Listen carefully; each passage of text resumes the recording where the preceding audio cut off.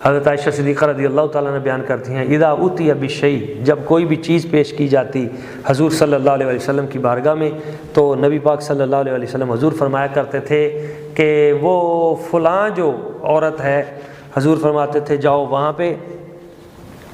فَإِنَّهَا كَانَتْ صِدِيقَةُ خدیجہ،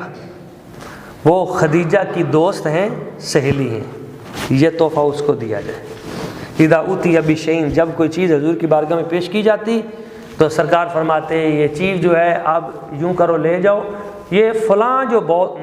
بیت ہے نا، علی بیت فلانا، فلاں کا جو گھر ہے تو اس گھر میں فإنها كانت تحب خدیجہ، تو اس گھر والی جو ہے نا، اس گھر کے اندر رہنے والی وہ خدیجہ سے محبت کرتی ہے، یہ تحفہ ان کے لیے لے جاؤ۔ تو سرکار ہم یہ پروگرام اس لیے کرتے ہیں کہ یہ سحری کا وقت ہے اور ابھی مدینہ طیبہ میں سحری ہونی ہے اور جاری ہوگی، تو سرکار کرم نوازی فرمائیں اور کہیں ایک ٹکڑا ادھر سیدہ خدیجہ الکبریٰ کا ذکر کرنے والے بیٹھے ہیں، ان کے ذکر میں مجلس سجا کے بیٹھے ہیں، ایک ٹکڑا لنگر کا ان کو بھی دے دیا جائے، ان کی نگاہ کرم ہو جائے، سرکار کی نگاہ شفقت ہو جائے، اور پہلے بھی انہی کے ٹکڑوں پہ پل رہے ہیں،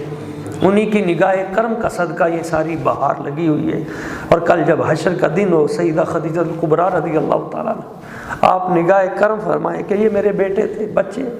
ہمارا ذکر کیا کرتے تھے، ہمارے ذکر میں اپنی نیندیں چھوڑ کے یہ بیٹھتے تھے، اپنے بچوں کو میرے نام کے قصیدے سنایا کرتے تھے، تذکرے کرتے تھے، اور وہ تو کریم ہے، وہ تو لجپال ہے، ان سے بڑی سخی ہے کوئی نہیں کائنات خواتین میں، تو ان کریموں کا تذکرہ اس لیے کرتے ہیں، وہ اپنی نگاہ کرم میں رکھیں، ہماری بچیوں کو، ہمارے بچوں کو اپنی پناہ میں رکھیں، اور اللہ تعالیٰ ان کریموں کے صدقے سے قیامت تک ہماری نسلوں میں کوئی بے ادب پیدا نہ کرے،